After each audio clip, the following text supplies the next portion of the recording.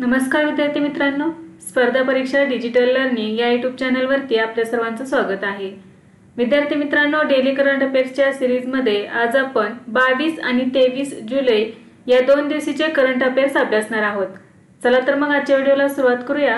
First question आहे, महाराष्ट्र सरकारने स्थापन केलेल्या प्रतापगड विकास प्राधिकरणाच्या अध्यक्षपदी कोणाची नियुक्ती करण्यात आली आहे? तर याचे योग्य उत्तर आहे उदयनराजे भोसले।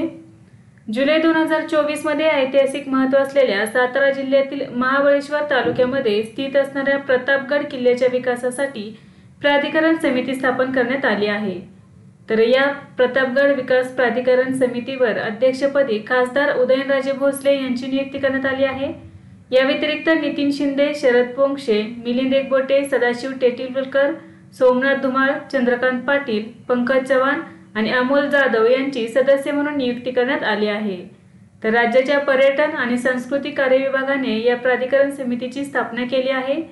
सातारा जिल्ह्यातील पश्चिम घाट परिसरातील धार्मिक, ऐतिहासिक व निसर्ग पर्यटन स्थळांच्या विकासासाठी एकात्मिक पर्यटन विकास आराखडा अंतर्गत 381.56 कोटी रुपयांची तरतूद शासनाकडून करण्यात आली आहे। तसेच प्रतापगड किल्ला जतन व संवर्धनासाठी 127.15 कोटी रुपयांचा निधी देण्यात येणार आहे। तर महाराष्ट्र सरकारने स्थापन केलेल्या प्रतापगड विकास प्राधिकरणाच्या अध्यक्षपदी खासदार उदयनराजे भोसले यांची नियुक्ती करण्यात आलेली आहे। नेक्स्ट आहे, पर्यावरण संरक्षणासाठी सकल पर्यावरण उत्पादन निर्देशांक म्हणजेच जीईपी इंडेक्स सुरू करणारे भारतातील पहिले राज्य कोणते ठरले आहे? तर याचे योग्य उत्तर आहे उत्तराखंड। जुलै 2024 मध्ये उत्तराखंड हे पर्यावरण संरक्षणासाठी सकल पर्यावरण उत्पादन निर्देशांक सुरू करणारे भारतातील पहिले राज्य ठरले आहे। देहरादून मध्ये सकल पर्यावरण उत्पादन जीईपी निर्देशांक लॉन्च करताना मुख्यमंत्री पुष्करसिंह धामी म्हणाले की जीईपी निर्देशांकामुळे पर्यावरणाविषयी जागरूकता देखील वाढेल आणि यामुळे पर्यावरण संरक्षणातील योगदानाचे मूल्यांकन करण्यात मदत होईल। तर उत्तराखंड हे सकल पर्यावरण उत्पादन निर्देशांक सुरू करणारे भारतातील तसेच जगातील पहिले राज्य बनले आहे। नेक्स्ट आहे, लोकसभेच्या व्यवसाय सल्लागार समितीच्या अध्यक्षपदी कोणाची नियुक्ती झाली आहे? तर याचे योग्य उत्तर आहे ओम बिर्ला। अधिवेशन सुरू होण्यापूर्वी लोकसभा अध्यक्ष ओम बिर्ला यांनी व्यवसाय सल्लागार समिती स्थापन केली। तर या व्यवसाय सल्लागार समितीचे अध्यक्ष ओम बिर्ला हे आहेत। यावर्षीचे संसदेचे पावसाळी अधिवेशन 22 जुलै पासून सुरू होणार असून 12 ऑगस्ट पर्यंत चालणार आहे। यामध्ये 23 जुलै रोजी अर्थमंत्री निर्मला सीतारामन सामान्य अर्थसंकल्प सादर करणार आहेत। व्यवसाय सल्लागार समिती ही संसदेची स्थायी समिती आहे। व्यवसाय सल्लागार समितीची सहसा प्रत्येक सत्राच्या सुरुवातीला बैठक होते। लोकसभेच्या व्यवसाय सल्लागार समितीमध्ये अध्यक्षांसह 15 सदस्य असतात। तर 14 जुलै 1952 रोजी प्रथम कार्य सल्लागार समितीची स्थापना करण्यात आली। तर लोकसभेच्या व्यवसाय सल्लागार समितीच्या अध्यक्षपदी ओम बिर्ला यांची नियुक्ती करण्यात आलेली आहे। नेक्स्ट आहे, ओडिशा राज्याने बिजू पटनायक क्रीडा पुरस्काराचे नाव बदलून नवीन नाव काय केले आहे? तर याचे योग्य उत्तर आहे ओडिशा राज्य क्रीडा सन्मान। जुलै 2024 मध्ये नवनिर्वाचित भाजप सरकारने बिजू पटनायक क्रीडा पुरस्काराचे नाव ओडिशा राज्य क्रीडा सन्मान असे केले आहे। ओडिशा क्रीडा आणि युवक सेवा विभागाने राज्य क्रीडा सन्मानासाठी मार्गदर्शक तत्त्वे जारी केली आहेत, जे योग्य उमेदवारांच्या उपलब्धतेच्या अधीन राहून दरवर्षी 8 श्रेणींमध्ये दिली जातील। मार्गदर्शक तत्वानुसार खेळांना प्रोत्साहन देण्यासाठी जीवन गौरव पुरस्कारासाठी 3 लाख रुपयांचे रोख पारितोषिक दिले जाईल। तर क्रीडा क्षेत्रातील उत्कृष्ट कामगिरीसाठी 2 लाख रुपये आणि प्रशिक्षणातील उत्कृष्ट कामगिरीसाठी 1 लाख रुपये दिले जातील। नेक्स्ट आहे, महाराष्ट्र रिअल इस्टेट नियामक प्राधिकरण म्हणजेच महारेराचे पुढील अध्यक्ष म्हणून कोणाची नियुक्ती करण्यात आली आहे? तर याचे योग्य उत्तर आहे मनोज सौनिक। महाराष्ट्राचे माजी मुख्य सचिव मनोज सौनिक यांची महाराष्ट्र रिअल इस्टेट नियामक प्राधिकरणाचे पुढील अध्यक्ष म्हणून नियुक्ती करण्यात आली आहे। ते अजय मेहता यांची जागा घेतील, ज्यांचा कार्यकाळ सप्टेंबर 2024 मध्ये संपत आहे। मनोज सौनिक हे 1987 च्या बॅचचे IAS अधिकारी आहेत। डिसेंबर 2023 मध्ये महाराष्ट्राचे मुख्य सचिव म्हणून ते निवृत्त झाले। सध्या ते मुख्यमंत्र्यांचे प्रमुख सल्लागार म्हणून कार्यरत आहेत। तर महाराष्ट्र रिअल इस्टेट नियामक प्राधिकरणाचे पुढील अध्यक्ष म्हणून मनोज सौनिक यांची नियुक्ती करण्यात आलेली आहे। नेक्स्ट आहे, कोणत्या देशाच्या मॅनोलो मार्केज यांची भारतीय पुरुष फुटबॉल संघाच्या मुख्य प्रशिक्षकपदी नियुक्ती करण्यात आली आहे? तर स्पेन या देशाचे आहेत मॅनोलो मार्केज. स्पॅनियार्ड मॅनोलो मार्केज यांची भारतीय पुरुष फुटबॉल संघाच्या मुख्य प्रशिक्षकपदी नियुक्ती करण्यात आली आहे. ते इंडियन सुपर लीग 2024-25 हंगामात FC गोवाचे प्रशिक्षक म्हणून काम करत राहतील. तर मार्वेज हे ISL 2024-25 नंतर पूर्णवेळ राष्ट्रीय संघाचे मुख्य प्रशिक्षक म्हणून कार्यभार स्वीकारतील. नेक्स्ट आहे आंतरराष्ट्रीय क्रिकेट परिषदेच्या वार्षिक परिषदेचे आयोजन कोठे करण्यात आले? तर श्रीलंका या ठिकाणी करण्यात आले. आंतरराष्ट्रीय क्रिकेट परिषदेची वार्षिक परिषद श्रीलंकेत 19 ते 22 जुलै 2024 या कालावधीत आयोजित करण्यात आली. या परिषदेमध्ये आफ्रिका, अमेरिका, आशिया, पूर्व आशिया, पॅसिफिक आणि युरोप यासारख्या क्षेत्रांचा समावेश असलेल्या जगभरातील 108 ICC सदस्य देशांमधील 220हून अधिक प्रतिनिधी एकत्र आले. यावर्षीची परिषद ही ऑलिम्पिक संधीचे भांडवल या थीमवर आधारित होती. नेक्स्ट आहे अंतराळ संशोधन समितीने हॅरी मॅसी पुरस्कार 2024 कोणाला सन्मानित केले आहे? तर प्रल्हादचंद्र अग्रवाल यांना देण्यात आलेला आहे हॅरी मॅसी पुरस्कार 2024. प्रसिद्ध अवकाशशास्त्रज्ञ प्रल्हादचंद्र अग्रवाल यांना हॅरी मॅसी पुरस्कार 2024 सन्मानित करण्यात आले आहे. दक्षिण कोरियाच्या बुसान येथे 45व्या अंतराळ संशोधन समितीच्या द्विवार्षिक बैठकीत त्यांना सन्मानित करण्यात आले. ही बैठक 13 ते 21 जुलै 2024 दरम्यान आयोजित करण्यात आली. अंतराळ संशोधनासाठी पुरस्कार प्राप्त करणारे ते पहिले भारतीय आहेत. तर अग्रवाल 83 हे 28 सप्टेंबर 2015 रोजी लॉन्च करण्यात आलेल्या भारतातील पहिल्या समर्पित बहुतरंगलांबी अंतराळ दुर्बिणीच्या महत्त्वाकांक्षी ॲस्ट्रोसॅट प्रकल्पाचे ते मार्गदर्शक आणि प्रमुख अन्वेषक होते. तसेच या परिषदेत अनिल भारद्वाज यांना विक्रम साराभाई पदक प्रदान करण्यात आले. तर बघा, अंतराळ संशोधन समितीने हॅरी मॅसी पुरस्कार 2024 प्रल्हादचंद्र अग्रवाल यांना सन्मानित केले.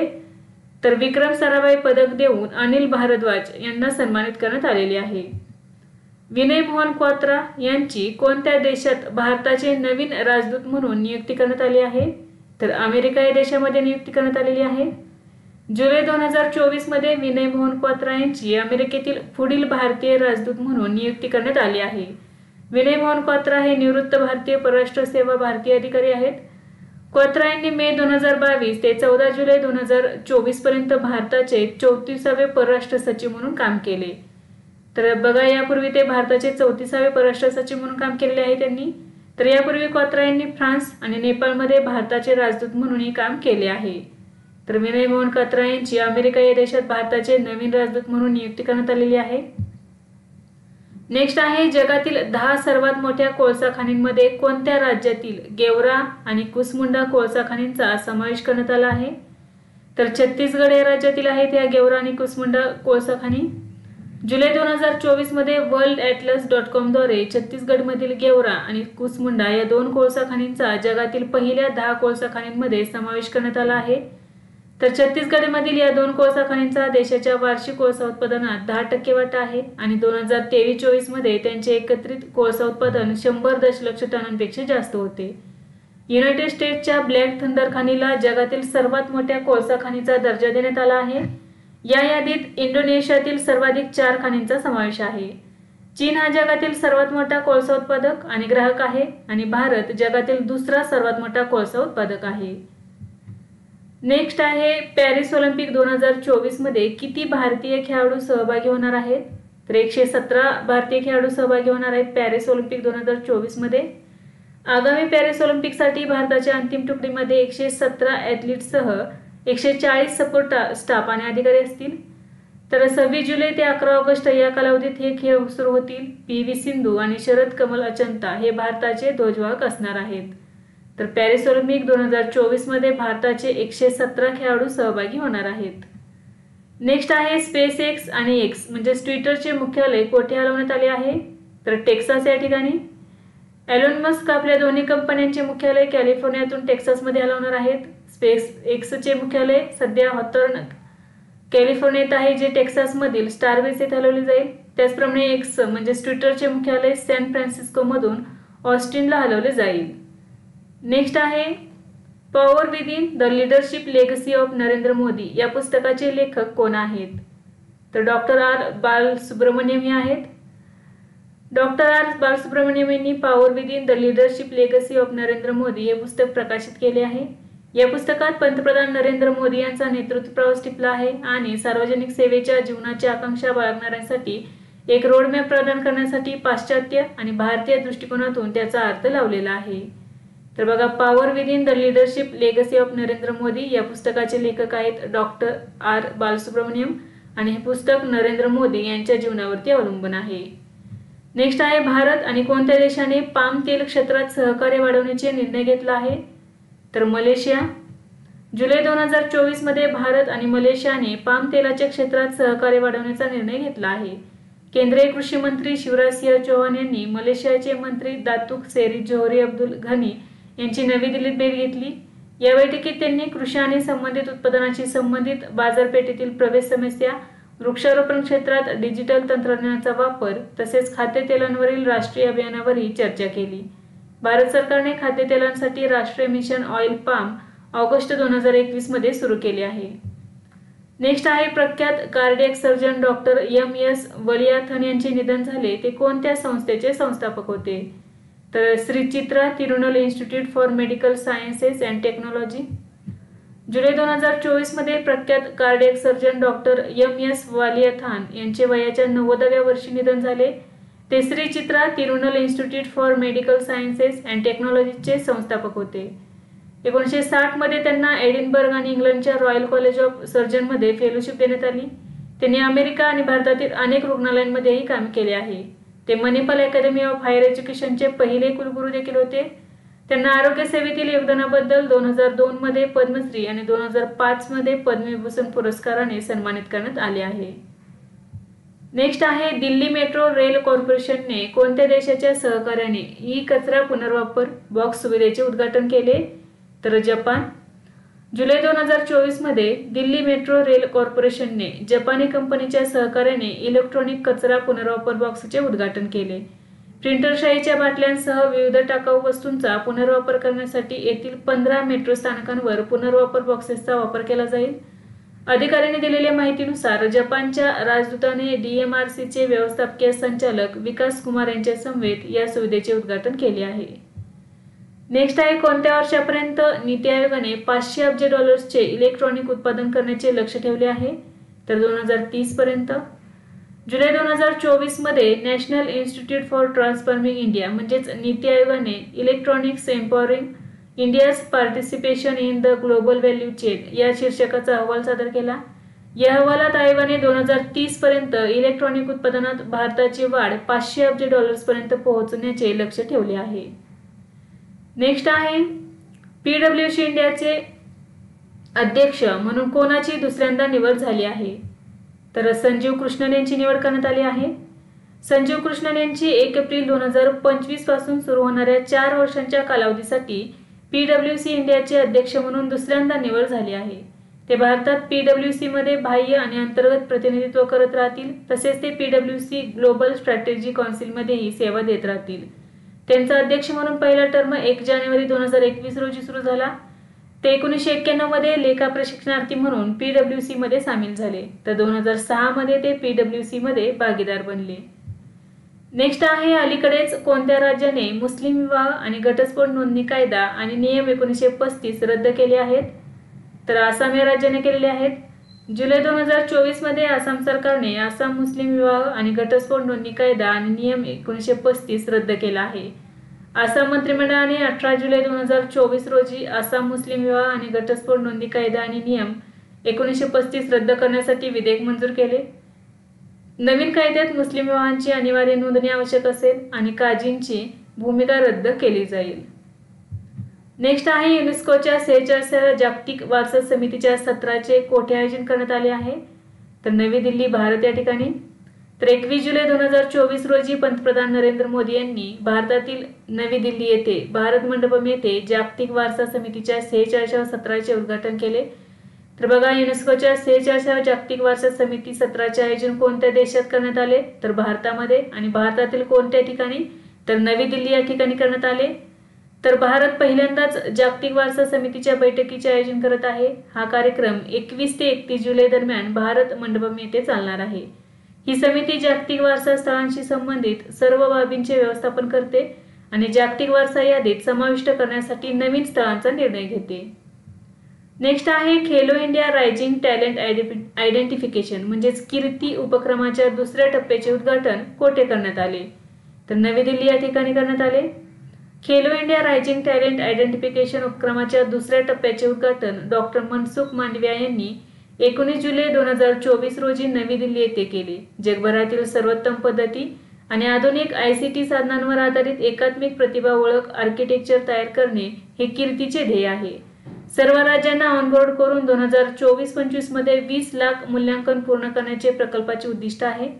यापूर्वी 12 मार्च 2024 रोजी कीर्तीचा पहिला टप्पा चंदीगडमध्ये लॉन्च करण्यात आला होता। नेक्स्ट आहे फलोत्पादन विज्ञानातील अग्रगण्य कार्यासाठी सर्वोत्कृष्ट तंत्रज्ञान पुरस्कार कोणाला मिळाला आहे?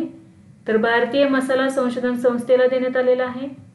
भारतीय मसाला संशोधन संस्थेला फलोत्पादन विज्ञानातील अग्रगण्य कार्यासाठी सर्वोत्कृष्ट तंत्रज्ञान पुरस्कार मिळाला आहे।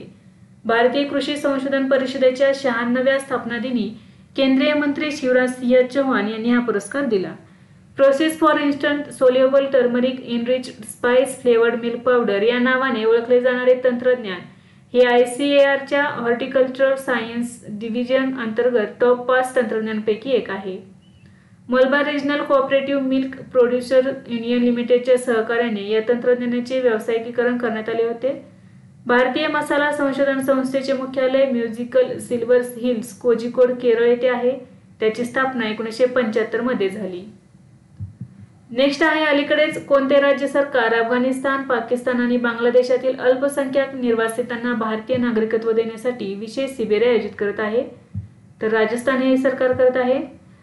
तर राजस्थान राज्य सरकार अफगाणिस्तान, पाकिस्तान आणि बांगलादेशातील अल्पसंख्याक निर्वासितांना भारतीय नागरिकत्व देण्यासाठी विशेष शिबिरे आयोजित करत आहे। सरलीकृत नियम जिल्हाधिकाऱ्यांना नागरिकत्व प्रमाणपत्र जारी करण्यासाठी अधिकृत करतात। 2016 ते 2024 पर्यंत 2329 निर्वासितांना नागरिकत्व मिळाले, तर 1566 अर्ज प्रलंबित आहेत। नागरिकत्व सुधारणा कायदा 2019 हा 31 डिसेंबर 2014 पर्यंत भारतात प्रवेश केलेल्या या देशातील गैर मुस्लिम समुदायांना इमिग्रेशन कायद्याअंतर्गत शिक्षेपासून सूट देते। नेक्स्ट आहे गुजरातमध्ये कोणत्या विषाणूमुळे 15 लोकांचा मृत्यू झाला आहे? तर चंदीपुरा विषाणू। जुलै 2024 मध्ये गुजरातमधील चंदीपुरा विषाणूच्या संसर्गामुळे प्रथम पुष्टी झालेल्या मृत्यूची नोंद आरावलीतील मोठा कंतारे येथील 4 वर्षांच्या मुलाची आहे। पुण्याच्या नॅशनल इन्स्टिट्यूट ऑफ व्हायरॉलॉजी कडून याची पुष्टी झाली आहे। सुरुवातीला उत्तर गुजरातमध्ये नोंदवलेला हा विषाणू नवीन भागात पसरला आहे, ज्यामुळे 2 आठवड्यात 15 मृत्यू झाले आहेत। नेक्स्ट आहे कोणत्या मंत्रालयाने national district mineral foundation portal launch केले आहे? तर कोळसा आणि खाण मंत्रालयाने केलेले आहे। जुलै 2024 मध्ये केंद्रीय कोळसा आणि खाण मंत्री जी किशन रेड्डी यांनी national district mineral foundation portal launch केले। DMF डेटामध्ये प्रवेश सुलभ करण्यासाठी आणि विकास आणि उपयोगाचा मागोवा घेण्याच्या उद्देशाने हे पोर्टल सुरू करण्यात आले आहे। हे पोर्टल देशातील 645 DMFचे तपशील प्रदान करते। तसेच उवेली मंत्र्यांनी खनिज उत्खनन हॅथकॉनचा शुभारंभही केला। हॅथकॉन नाविन्यपूर्ण खनिज शोधतंत्रावर केंद्रित आहे। तर जिओफिजिकल डेटासाठी उदयोन्मुख तंत्रज्ञानाच्या वापरास प्रोत्साहन देणे, नवीन खनिज लक्ष्य ओळखण्यासाठी अनेक खनिज उत्खनन डेटाचे एकत्रीकरण करणे हे त्याचे उद्दिष्ट आहे। तर कोळसा आणि खाण मंत्रालयाने national district mineral foundation portal launch केले आहे। तर विद्यार्थी मित्रांनो, आज आपण काही महत्त्वाचे चालू घडामोडींचे घटक अभ्यासले। यासारखेच नवनवीन व्हिडिओ पाहण्यासाठी चॅनलला लाईक करा आणि सबस्क्राईब करायला विसरू नका। धन्यवाद।